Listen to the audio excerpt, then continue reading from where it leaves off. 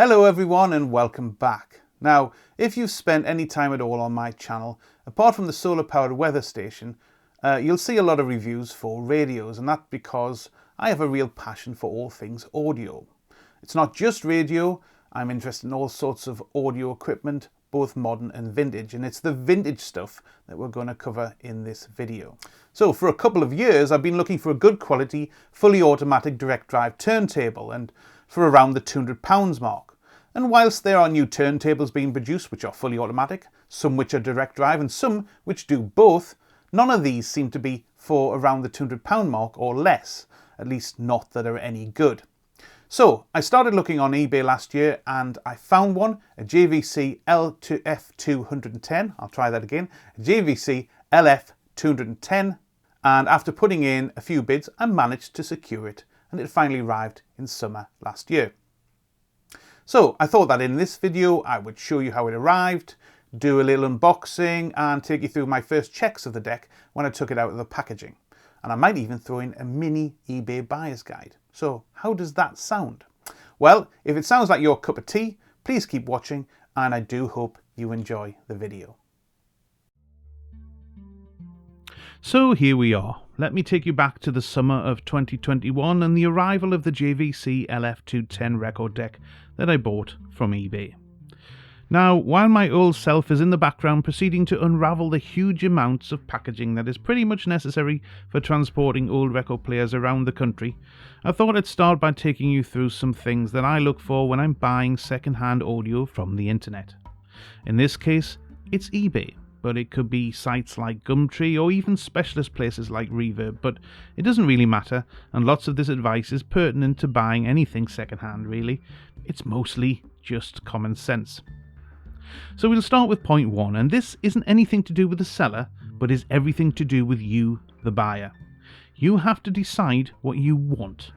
Do your research up front and put in an alert trigger on the auction site for the particular model or type of product that you're looking for, so you'll get a message when something that matches comes up for sale.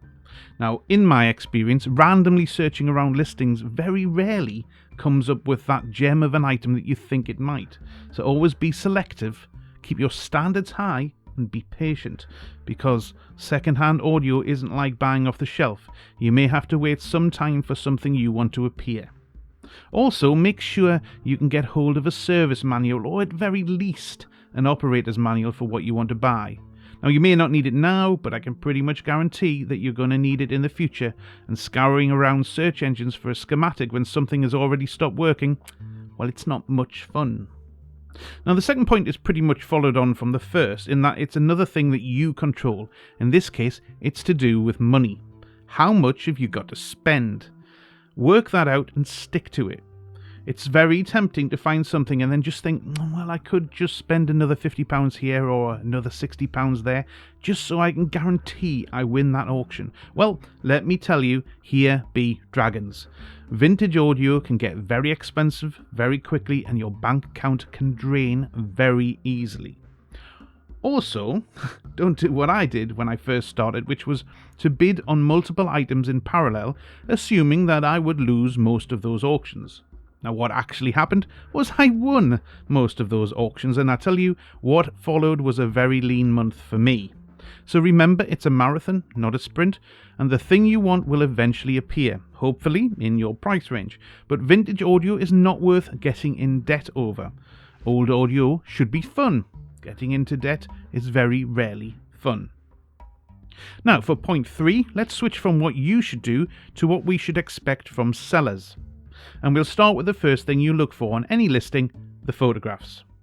So the images posted by the vendor are their shop window. They should show the product in the best light. After all, they are the ones trying to sell the product to you. However, you'll be amazed how bad some of those actual images are. Despite the fact that most of us have pretty good cameras in our phones nowadays, it appears that they spend a couple of minutes at most snapping their sale item.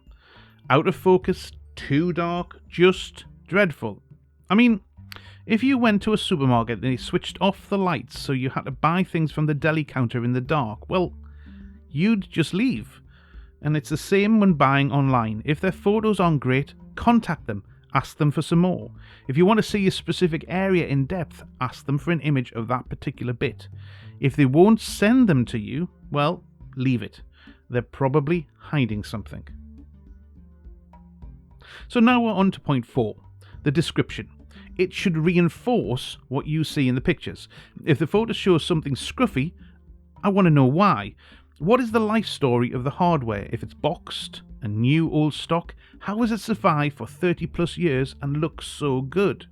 If you see a one-line description, I would say be very wary. Now, we could ask them for some more information, and indeed they might give it to you, but if they can do that when you ask, why didn't they put it in the original description? So what do I think is a good description? Well, ideally, I'd like some information about how they acquired the equipment. Have they had it from you, or did they buy it from a car boot sale? How has it been stored? Was there smoking in the home where it came from? And has it been maintained or serviced by the seller or a professional audio engineer? Basically, I want as much of a backstory that the seller can give me so that I can make a valid decision if I decide I want to make a bid. If we were antique dealers, we'd probably call this adding to its provenance. Right, so all of those first points are pretty important. In fact, I think the most important, if you ask me. But the last 2 items are really just the icing or the cherry on the cake. You just pick your analogy.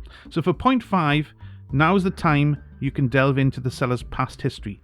Obviously, we're looking for high-ish positive remarks and ratings, but don't discount the seller if you get some lower ratings or reviews. Have a look at them. Are they valid? You see, people can be strange, so the poor review complaining that I bought a 1984 cassette deck from this seller and it didn't have Bluetooth connectivity. How am I going to use my wireless headphones now? I mean, I guess what I'm trying to say here is that bad reviews may not have anything to do with the seller, and you need to use your own logic and judgment. If you feel uncomfortable, well, simply don't buy it. And now we come to the final point. Although I probably could go on, I can see that in the background past me is nearly finished with the unboxing. So for point 6, I'm going to suggest that you take into account what other items the seller has had up for sale or has up for sale currently. If they're selling children's toys, trainers, and a mint 1990 direct drive turntable, I'd be suspicious. You see, retro audio equipment can be delicate and needs maintenance. Do they look like they know what they're doing, or have they got no idea? Again, please use your own judgment before making a decision.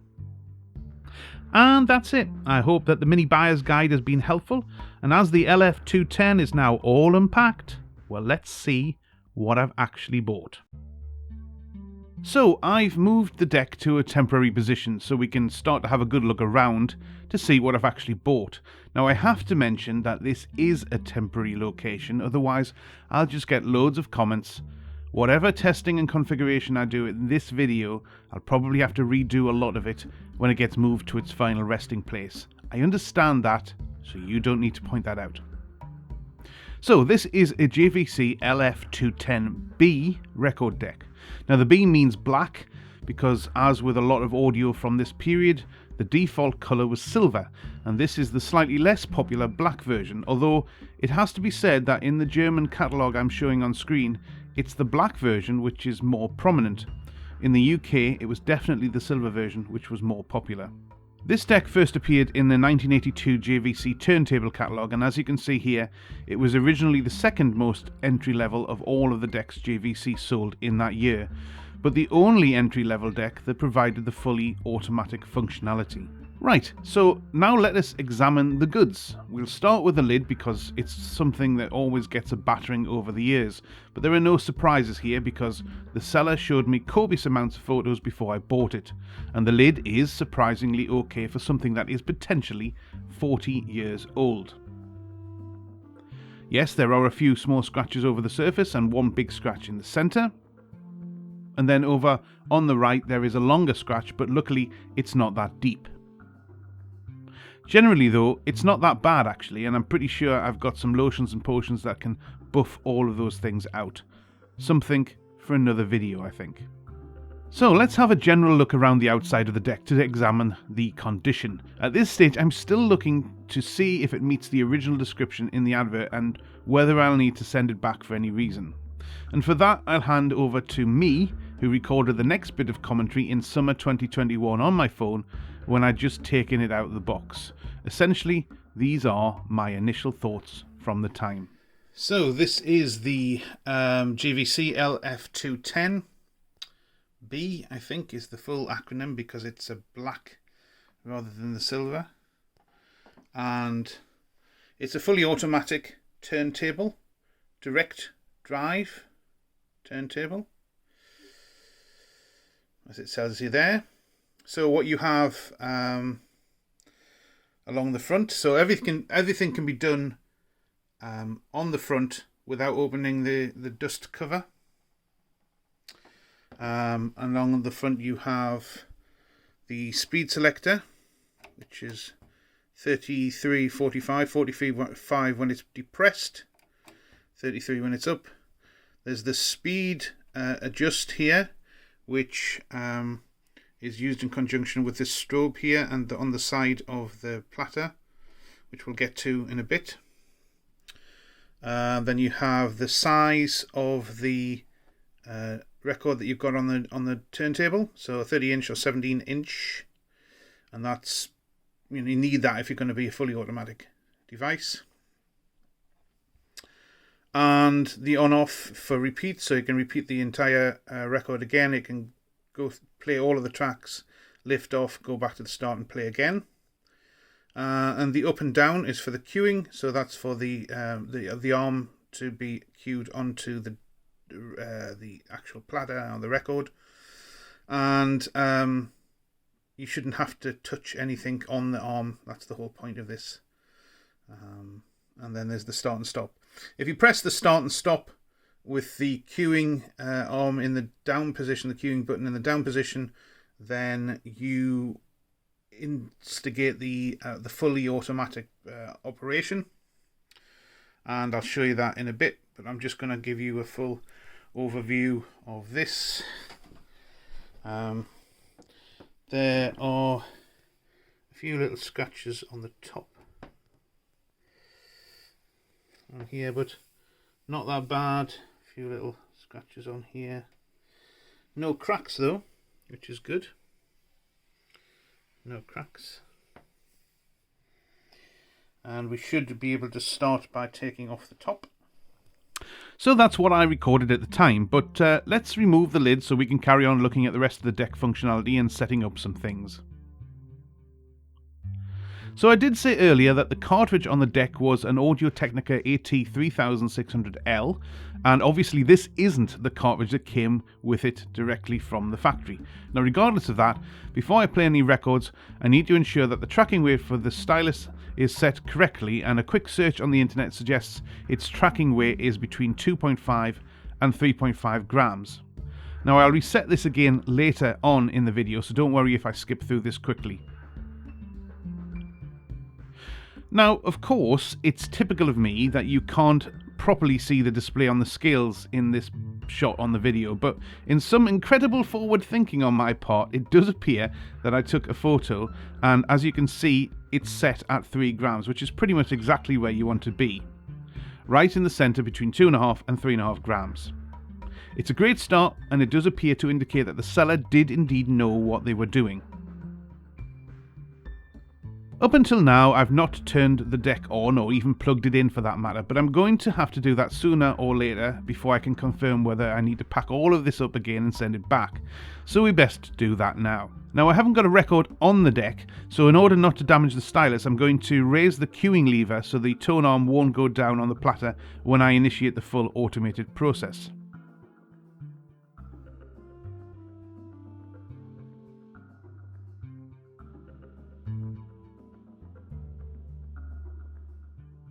Okay, that's pretty successful. The start portion works and it takes the Tonearm to where the start of the record would be.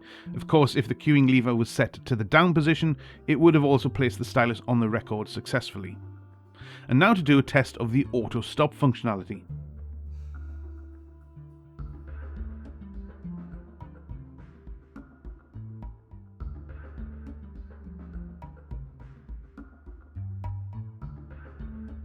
Right, that's excellent. All working as I expected.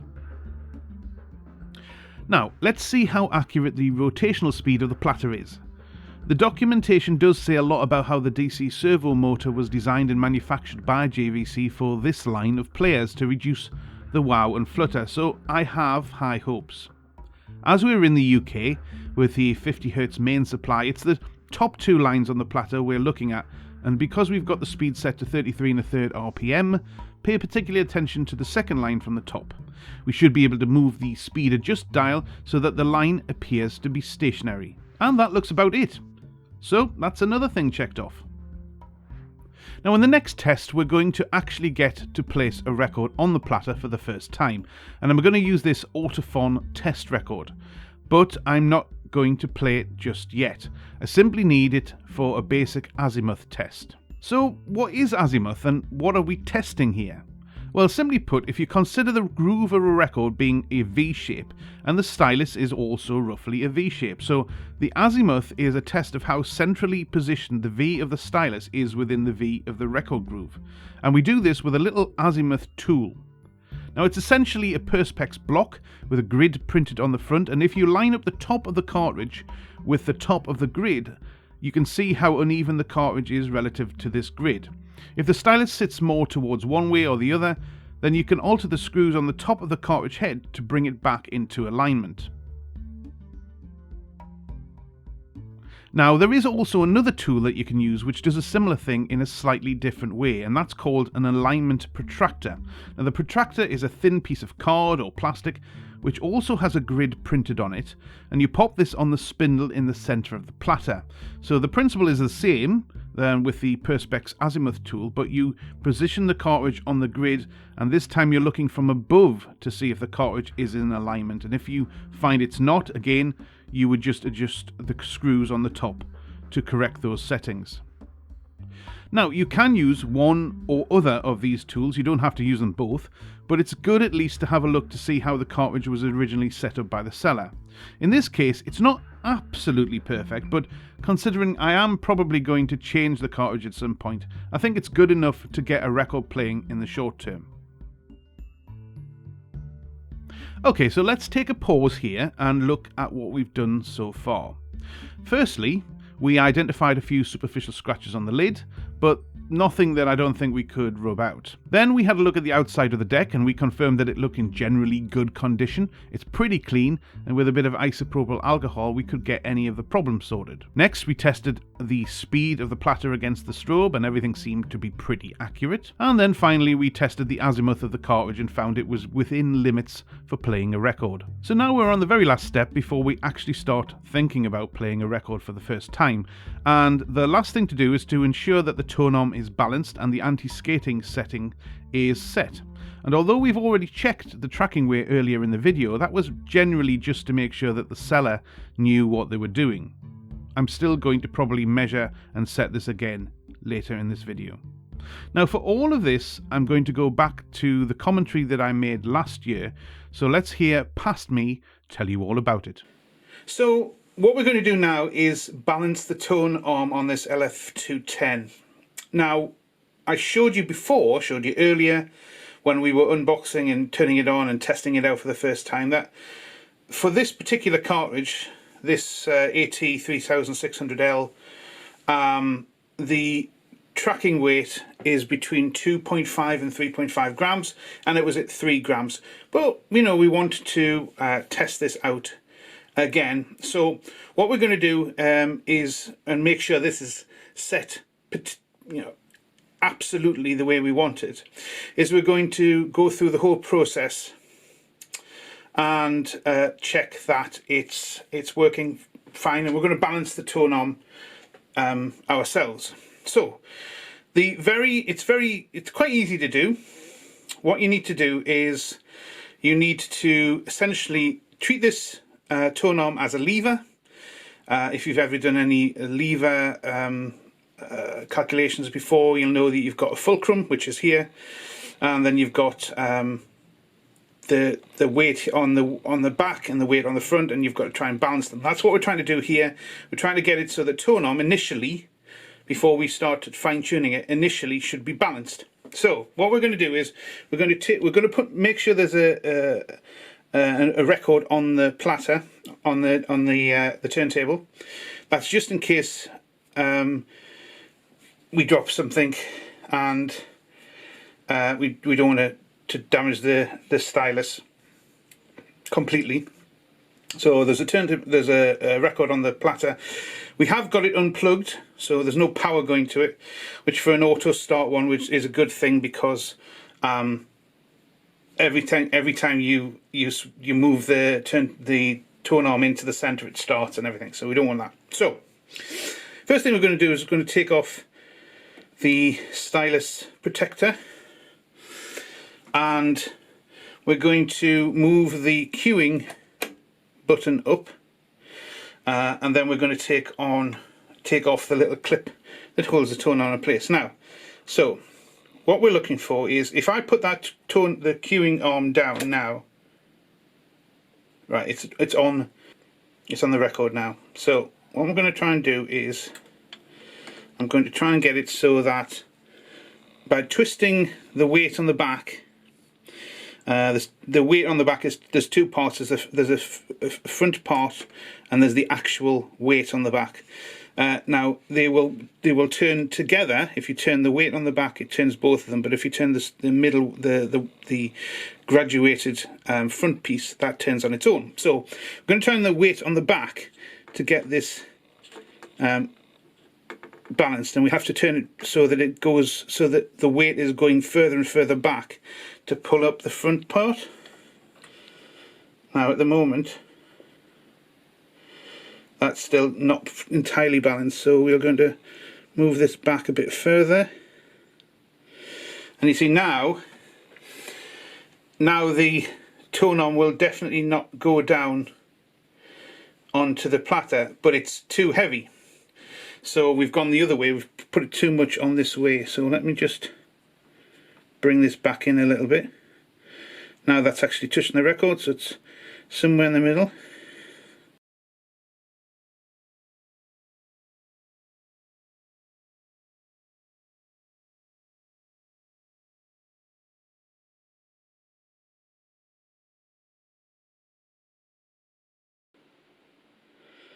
Right, and there we have it. So there we have it. If I blow it now, it's balanced. It's literally in the middle of the weight on this side is perfectly balanced by the weight on this side at the fulcrum. Blow it again. So it's perfectly balanced. And that's where we want it. Now, when it's at this stage, what we want to do is we want to turn the disc at the front of the weight. We will need to turn that to 0. You see there's a white line running down the center of the tone arm. So if we turn that, I can hold that now. If we turn that to 0, yeah, that's beautiful. That's beautiful. And now we can set all the tracking weights and everything up correctly. Okay, so the situation we're at now is that we have got the tone arm in complete balance, and if I blow on it again, you see it's completely balanced. And we have set the calibration wheel to 0, so that the 0 on the calibration wheel is right on the white line. That's all we need to do at this part. Then we need to bring this back over to here. We need to clip it in its rest. And then the next stage is to come up to here, and we need to set this up here. So let's just do that now. So what we're going to do here is, we know the tracking force, the tracking weight that we need for this particular cartridge. The AT3600L says between 2.5 grams and 3.5 grams. And normally we would put it in the middle of any of those ranges. So in this case, we're going to turn this around all the way from 0.5 to 1 to 1.5 to 2 to 2.5, and then there's this that doesn't go to 3.5, this weight, so we're going to go all the way to 0, which is 3. Okay, so we should be at 3 now. Let me just pop it in there. And then that's all we should be able to do, we need to do at this stage. Then we're going to go on to the anti-skating in a bit. So what we're going to do now is we're going to test the weight of the tracking weight of the Tonearm now that we've adjusted it. So I've put the little Ecotech stylus tracking weight scales. We switch it on, we get a 0, you won't be able to see this, but we get a 0, 0, 0, 0. We've already tested it with the 5 gram weight that it comes with, so we know that's correct. We're going to bring in the Tonearm now. We're just going to bring that one down there. So it's coming over as 2.92. 2.92 is between 2.5 and 3.5, and I'm kind of happy with that. 3, it was originally set for 3. 2.9 is okay. I'm happy with that because it's well within limits. And 3 does seem a bit heavy, if I'm honest. But we'll soon see when we start doing the anti-skating. The anti-skating is one factor that we'll have to take into account. We may have to adjust this after the skating, anti-skating adjustments. But let's just take this up, bring this back, take this down and out of the way. So the next thing that we're doing is anti-skating. Now what happens is when the record is playing, obviously it's got grooves around and it's going towards the centre. And that's the way it plays. It plays from the outside inwards. That's all what records do. The anti-skate is that sometimes a stylus may have a tendency to skip, like a stone skipping along the surface of water, and that skating tendency to skate across the top of a record is what we're going to try and counteract with this anti-skating. So normally what you have, it's already set at 0, and normally what we would do at this stage is to set it at the same setting as the weight that we've already set. So we set it at about 3, so we normally set this to about 3. There we go. Right, now you've stuck with this for so long, it's only fair that we end the video on playing a record. But of course, it's not copyright free, so I'll just have to play a little of the start. Here goes.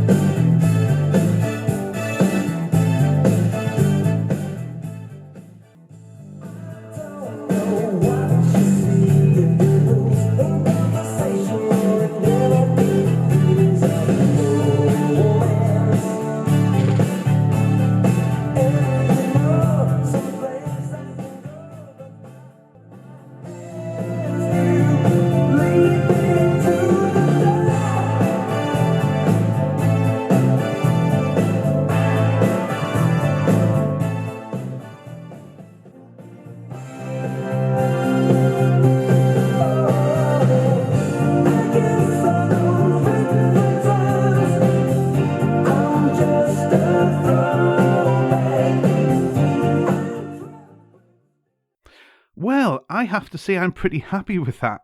Although it was just recording the music via the camera mic, so you probably won't get the full effect. But in the room, it was quite a rich and warm sound with a nice amount of treble, and I generally think it beats many of the decks that are on the market today. What do you think about my purchase, and in buying from auction sites in general? Have you been burnt, or have you uncovered a gem? I'd love to hear from you in the comments, but before I go, I'd just like to leave you with a cautionary image. Remember, folks, when playing records, make sure you always clean your vinyl. Thanks for watching.